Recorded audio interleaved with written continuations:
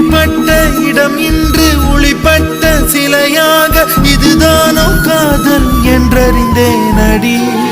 புது பார்வை நீ பார்த்து புது வார்த்தை நீ பேசி இதயத்தை இடமாற செய்தாயடி.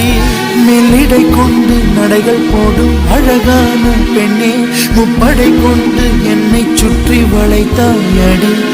என் உறக்கத்தை திருடிச் சென்று உறவாடும் பூவே, உன் சிரிப்புக்குள் சிறை வைக்கிறாய். அட கொஞ்சம் கொஞ்சமாய் என்னை வாட்டினாய், கொஞ்சம் கொஞ்சம்